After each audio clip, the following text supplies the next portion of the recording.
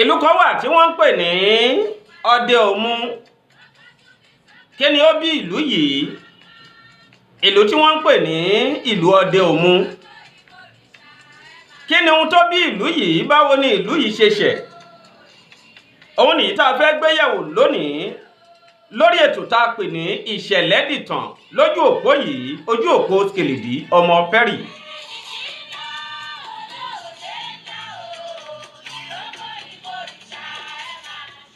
Mo wà kí gbogbo wa níbi gbogbo tá a ti láǹfààní láti máa darapọ̀ mọ́ wa lójú òpó yìí Kèlèdí ọmọ Pẹ́rì. Mo kí ìlọ́kùnrin, mo kí ìlóbìnrin, mo kọ́mọdé, mo kágbà. Mo ṣèbó oyún inú ìbà ṣẹ́ẹ̀bí, bá ládéládé ìbá lóyèlóyè, gbogbo wíwíwí mo mà ṣìbà. Gbogbo ẹ̀yin ọ̀mọ̀ràn pátápátá ìbà, gbogbo ẹ̀yin òǹpèdè, gbogbo òǹpìtàn. Bẹ̀yìn ọ̀pàkẹ́ ọ̀làkẹ́ alágogo èdè abọ́ra tágẹ́sẹ́ arúgbó aṣọ́mọ́balẹ̀ ìbà.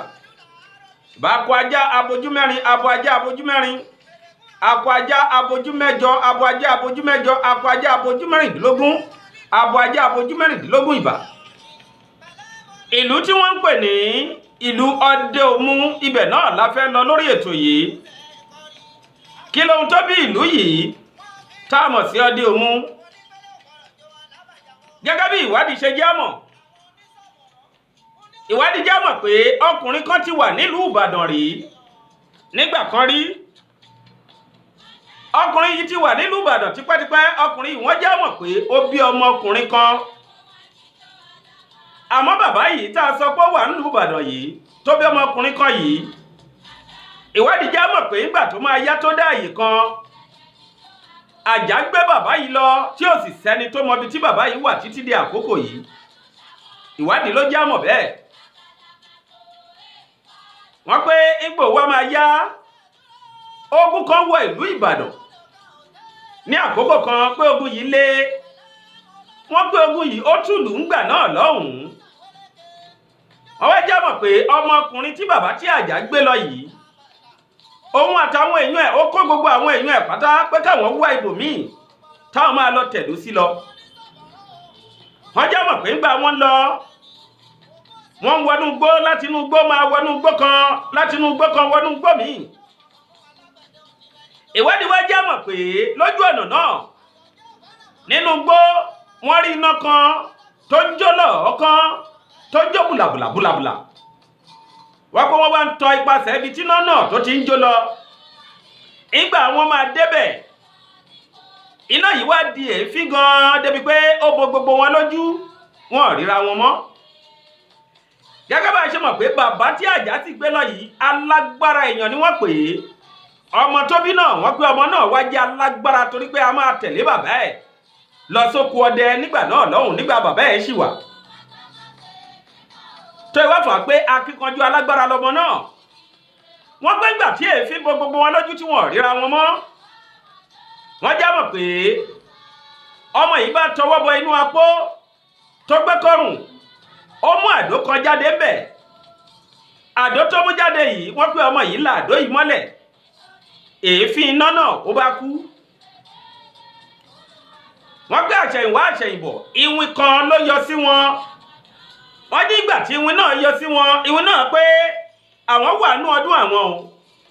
Àwọn ṣọdún àwọn lọ́wọ́, kọ́ má dá wọn lọ́wọ́, kọ́ kúrò lágbègbè yìí. Wọ́n pé ọmọ yìí, òun àtàwọn èèyàn ẹ̀, wọ́n bá fi agbègbè náà lẹ̀. Wọ́n pé wọ́n tún tẹ̀síwájú wọn lọ. Wọ́n já mọ̀ pé ìgbà wọn tẹ̀síwájú tí wọ́n lọ, wọ́n pé wọ́n tún dé ibòmíì. Wọ́n níbi wọ́n dé yìí ni wọ́n ń pè ní Wàásímí ní ọ̀nà Gbọ̀ngàn. Wọ́n ń pè bẹ̀ ní Wàásímí lọ́nà Gbọ̀ngàn. Ọwọ́ ní Wàásímí yìí, ìgbà wọ́n débẹ̀ wọn ò tún bẹ́ẹ̀ ní kankan bẹ̀, kò sí èèyàn bẹ̀. Wọ́n bá pé káwọn sinmi bí yìí, wọ́n sinmi bẹ̀. Wọ́n níbẹ̀ ní ọdẹ kan bọ̀ látọ̀ọ̀kan láti ìlú Òwu.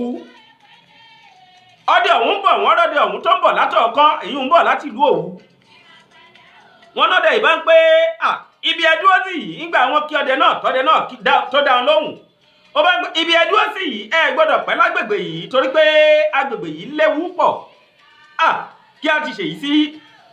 Wọ́n gbọ́ ọmọkùnrin yìí, òun àtàwọn èèyàn ẹ̀ bọ́ tún ṣe fi agbègbè náà lẹ̀ rí. wọ́n bá tún gbéra wọ́n tún tẹ̀ wájú wọn lọ. ìwádìí já mọ̀ pé wọ́n tún débì kan ní agbègbè gbọ̀ngàn náà.